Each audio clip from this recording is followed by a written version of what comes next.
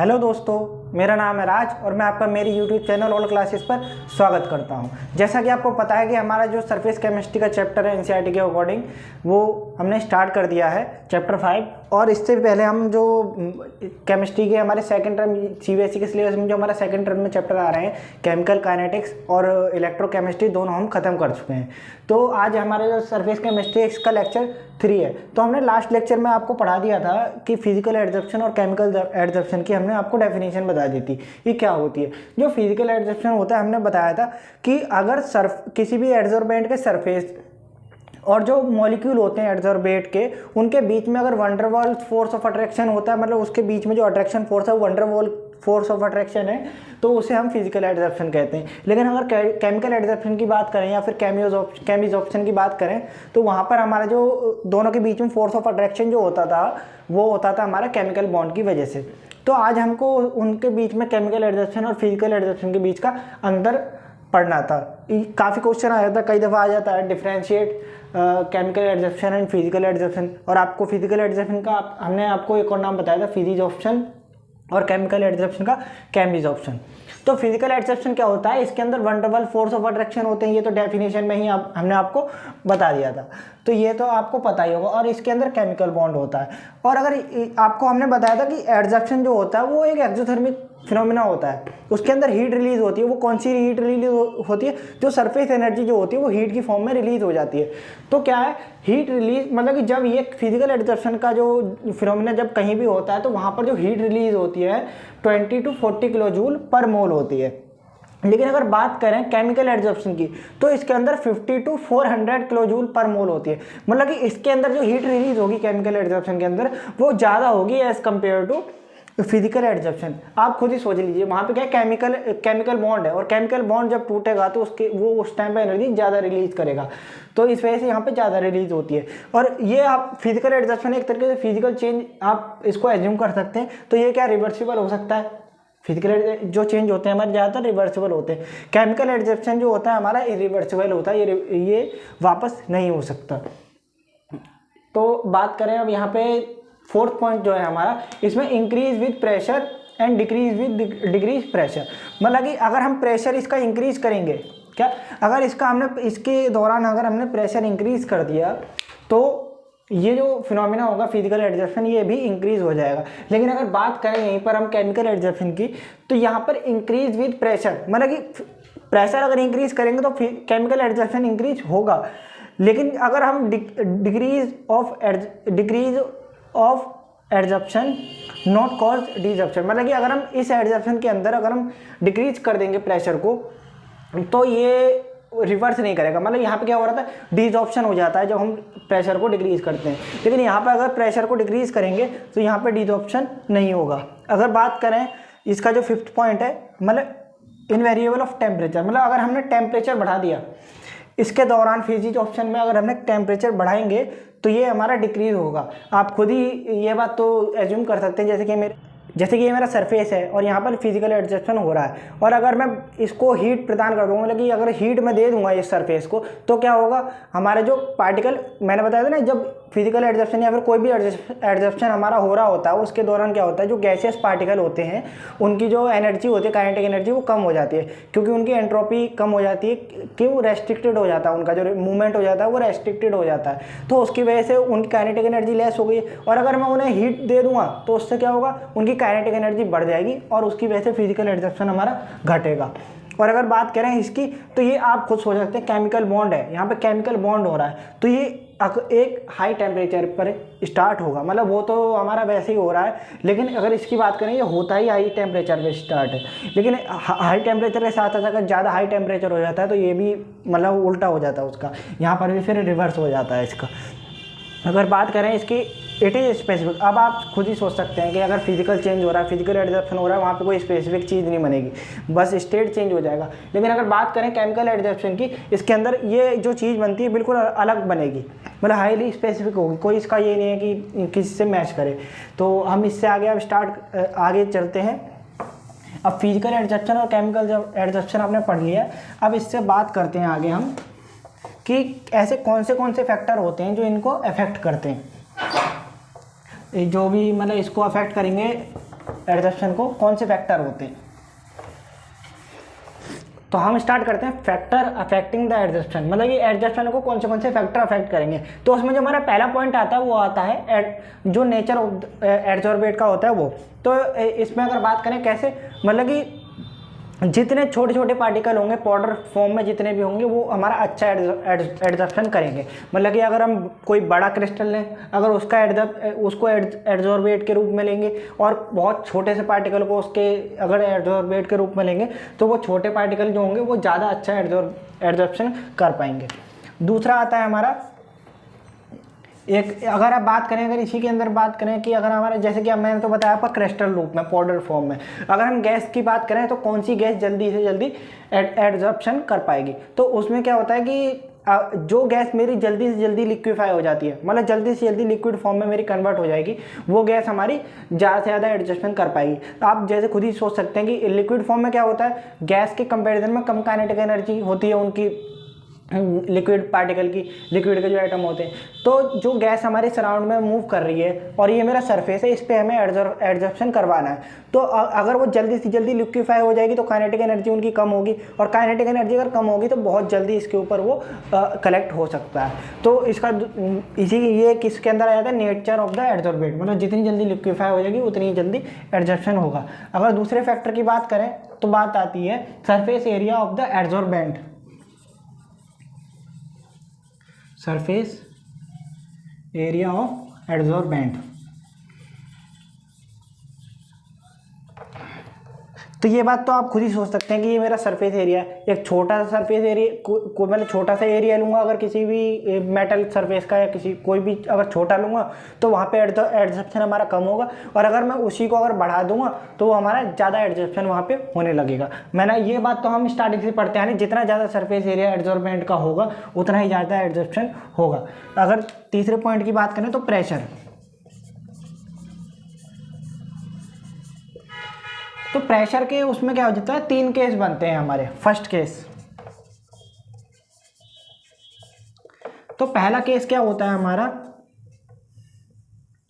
अगर हमारा एडजॉर्बेट जो होता है उसका अगर हमारा ज़्यादा प्रेशर होगा, उस खुद का मतलब जो गैस होगी हमारी उसका अगर ज़्यादा प्रेशर होता है तो उस रूप में क्या होता है कि हमारा जो एडजॉर्प्शन होता है बहुत जल्दी टेक प्लेस कर जाता है, मतलब बहुत जल्दी हो जाता है। फिर मतलब क्या, अगर डेफिनेशन इसका केस लिखेंगे, if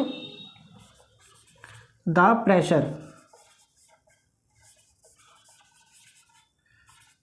of adsorbate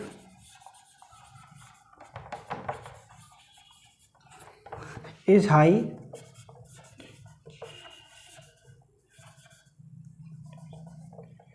then the rate of adsorption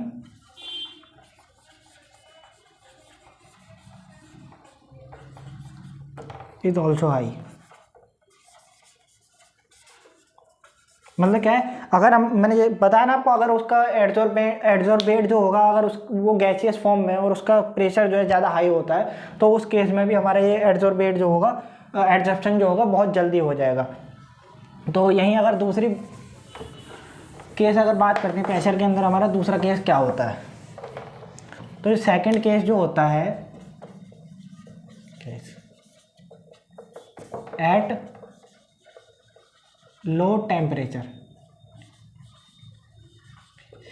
तो आप खुद एक बार एज्यूम कीजिए, अगर टेम्परेचर लो होगा तो क्या होगा, अगर टेम्परेचर लो होगा तो जो एडजॉर्बेट के रूप में जो हमारी गैस होगी उसके जो गैसियस पार्टिकल होंगे उनकी जो काइनेटिक एनर्जी होगी वो कम होगी, और अगर उनके पास काइनेटिक एनर्जी कम होगी तो बहुत जल्दी वो एडजॉर्प्शन करेंगे।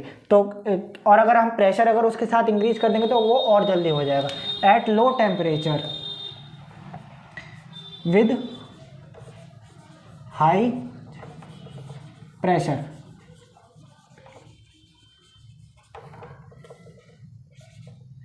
Adsorption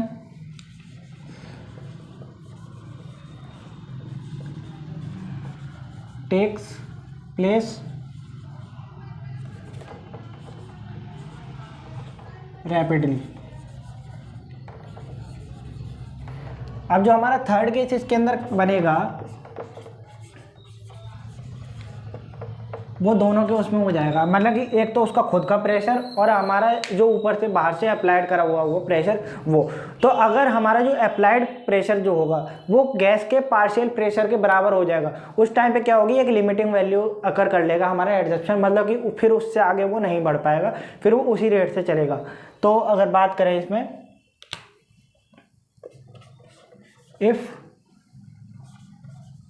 the applied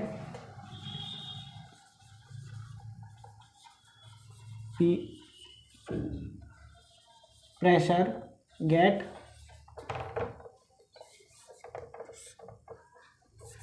is equal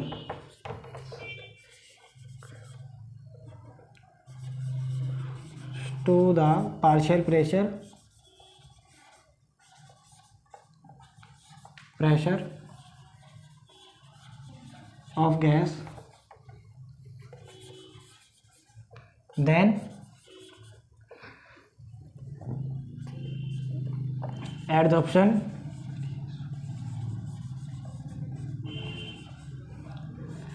takes a limiting value. मतलब क्या है, अगर हमारा जो प्रेशर जो होगा बाहर से अप्लाई करा हुआ, अगर वो हमारा पार्शियल प्रेशर के बराबर हो जाएगा तो वो हमारा एक लिमिटिंग वैल्यू अकर कर लेगा। तो अगर बात करते हैं, इसका एक ग्राफ बन सकता है। ये 3 कंडीशन है, तीनों कंडीशनों पे हमारा एक अलग अलग ग्राफ बनता है। तो मैं आपको ग्राफ बना के दिखाता हूँ।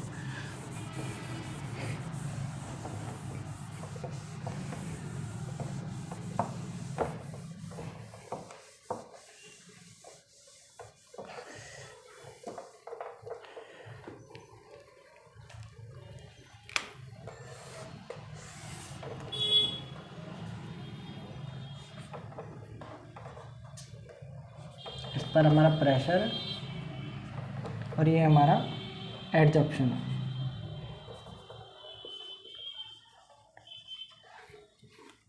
तो यहाँ पर हमारा ये हमने एक्स एक्सिस पर प्रेशर लिया है और ये वाई एक्सिस पर हमने एडजॉर्प्शन लिया है। तो हम पहले थर्ड केस की बात करते हैं। हमने थर्ड केस में क्या कहा था, अगर हमारा जो प्रेशर होगा, मतलब कि जो प्रेशर होगा अगर हम उसकी वैल्यू रख लेंगे लगभग उसके पार्शियल प्रेशर के बराबर अगर हो जाता है, तो उस कंडीशन में हमारा वो लिमिटिंग वैल्यू के पास आ जाएगा। तो ये हमारा ग्राफ कुछ इस तरीके से जाएगा।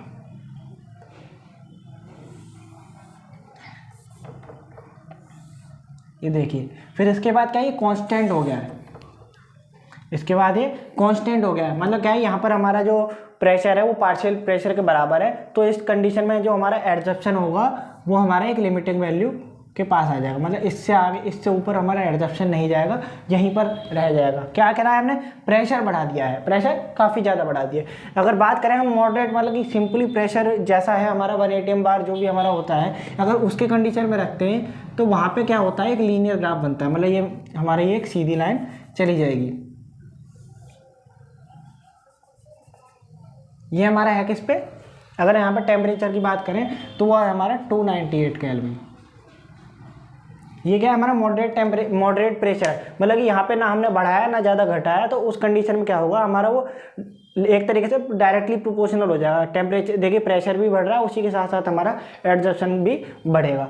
और अगर बात करते हैं कि हमारा टेम्परेचर काफ़ी लो हो और प्रेशर हम बढ़ा देंगे, तो उस कंडीशन में जो हमारा रैपिडली बढ़ेगा, तो वो कुछ इस तरीके से हमारा ग्राफ निकलेगा।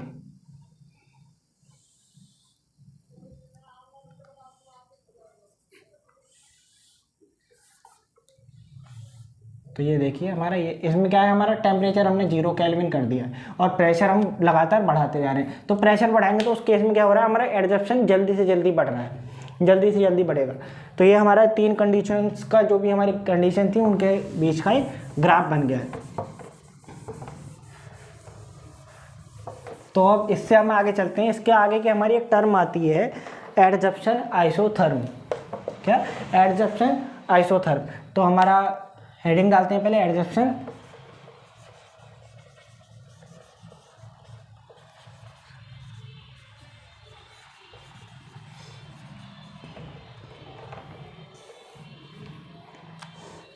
तो एडजॉर्प्शन आइसोथर्म से हम क्या समझते हैं, तो एडजॉर्प्शन आइसोथर्म हमारा एक ऐसी इक्वेशन होती है जो कि हमें रिलेशन देती है प्रेशर ऑफ द एडजॉर्बेट और जो जितना भी हमारा वो उसके ऊपर एडजर्व हो रहा होता है, मतलब एक तरीके से हमें ग्राफ बना के देगी।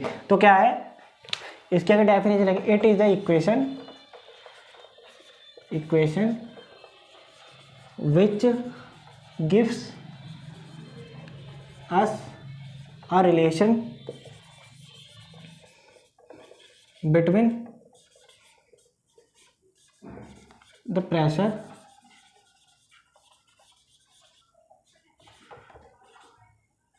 and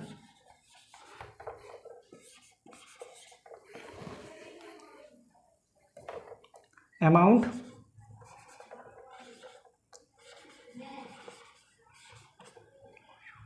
of adsorbate adsorb। मतलब क्या है, ये हमारी एक ऐसी इक्वेशन है जो कि हमें रिलेशन देती है किसके बीच का, एक तो प्रेशर के बीच का और जो अमाउंट ऑफ एडजॉर्बेट हमारे जो एब्जॉर्ब हुआ, मतलब जितना भी हमारा अमाउंट एडजॉर्बेट का एडजॉर्ब होता है। तो क्या है extent of adsorption equal to x/m। तो ये हमारे क्या होता है एडजॉर्प्शन आइसोथर्म, ये हमें एक इक्वेशन यहाँ से देती है। तो अगर इसकी बात करें हम, तो यहाँ पर अगर बात करें हमारा x, here x is equals to amount of adsorbate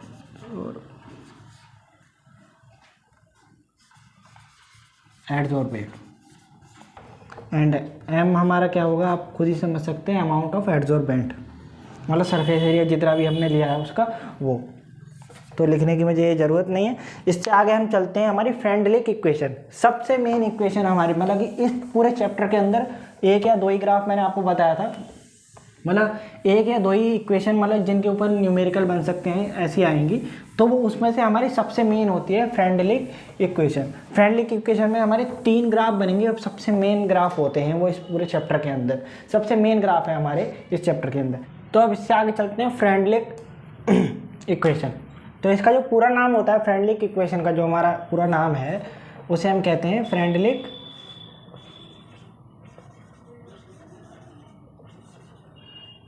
adsorption isotherm. अगर हम हेडिंग डालेंगे इसकी तो कुछ इस तरीके से डालेंगे। तो ये क्या होती है फ्रेंडलिक इक्वेशन, हमारी एक ऐसी इक्वेशन होती है जो कि सिर्फ मतलब इसके अंदर अगर बात करें ये केमिकल एडजॉर्प्शन के ऊपर ओबे होगी हमेशा, ये हमेशा केमिकल एडजॉर्प्शन के ऊपर ओबे होगी। तो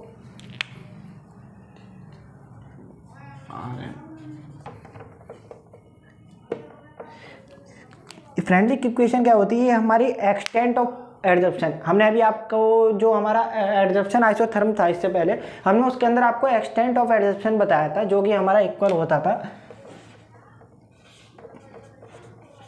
एक्सटेंट ऑफ एडजॉर्प्शन, वो हमारा इक्वल होता था x/m। हमने आपको x भी बताया था अभी और m भी बताया था, दोनों क्या होते हैं। तो ये क्या होता है, जो फ्रेंडलिक इक्वेशन, जो फ्रेंडलिक एडजॉर्प्शन जो होता है, ये हमारा एक रिलेशन देता है प्रेशर और एक्सटेंट ऑफ एडजॉर्प्शन के बीच का। क्या, it gives a relation between extent of adsorption and the pressure of the adsorbate gas. Gas का ही प्रेशर होता है हमेशा, तो हम लिखेंगे it gives us a relation between extent of adsorption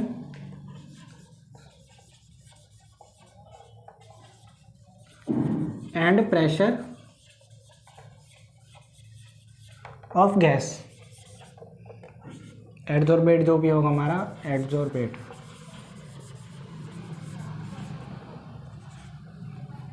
तो ये क्या है हमारा, ये एक हमारा रिलेशन देता है किसके बीच का, एक्सटेंट ऑफ एडजॉर्प्शन के बीच का और प्रेशर जो होगा हमारा गैस का उसके बीच का। तो अभी हम आपको लिख के दिखाते हैं, 1 सेकंड इंक खत्म हो गई शायद।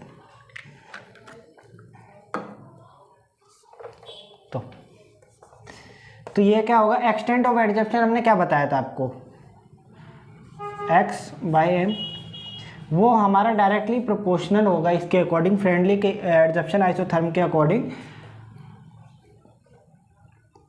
p⁴ और ये सब हमारा किस पर हो रहा है, एक कांस्टेंट टेम्परेचर पर हो रहा है। जो हमारा एडजप्शन आइसोथर्म था वो भी हमारा एक कांस्टेंट टेम्परेचर पर है, जो हमने रिलेशन बताया था, और ये भी हमारा क्या है, एक कांस्टेंट टेम्परेचर पर है। तो अगर हम इसकी बात करें, अगर हम इसको फर्दर लिखेंगे तो x/m = k p⁴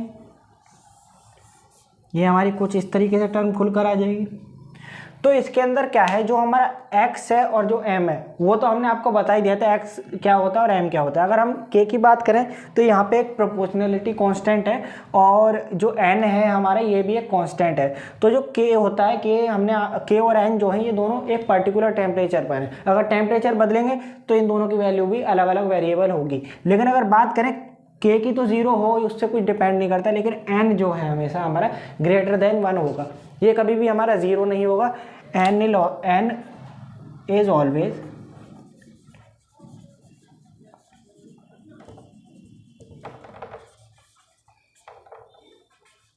>1। n जो है हमेशा हमारा >1 होगा, ये कभी भी हमारा इससे जो 1 है इससे छोटा नहीं होगा, मतलब 0 नहीं हो सकता, नेगेटिव नहीं हो सकता। तो इसी के साथ हम आपसे मिलते हैं अगले लेक्चर में। अगले लेक्चर में हम बाकायदा आपका जो इसका जो दोनों तरफ लॉग अप्लाई करके क्या बनेगा, क्या कैसे कैसे एक लीनियर ग्राफ बनेगा इसके अंदर, वो भी बताएंगे हम आपको। और इसके अंदर हम आपको जो 3 केसेस बनेंगे कि हाई प्रेशर पर क्या होगा, लो प्रेशर पर क्या होगा, वो भी हम आपको अगले लेक्चर में सिखाएंगे। तो इसी के साथ हम विदा लेते हैं। और अगर आपको ये वीडियो हमारी हेल्पफुल लगी है तो वीडियो को लाइक करें, चैनल को सब्सक्राइब करें, और ज़्यादा से ज़्यादा हमारे इस चैनल को और वीडियो को शेयर करें। और अगर इस चैप्टर के आपको PDF नोट्स चाहिए तो वो हमारे ऑल क्लासेस नाम के टेलीग्राम चैनल पर अवेलेबल है, मैं उसकी लिंक प्रोवाइड कर दूँगा डिस्क्रिप्शन में। और जो हमारे इससे जो पुराने लेक्चर हैं, जो भी अगर आपको उनसे कुछ समझना है, जैसे कि अगर आपको इसमें कुछ चीज़ें ऐसी थी जो पुराने लेक्चर से थी, अगर वो आपको समझनी है तो उसके लिए भी हम उन पुराने जो वीडियो हैं उनकी लिंक डिस्क्रिप्शन में प्रोवाइड कर देंगे।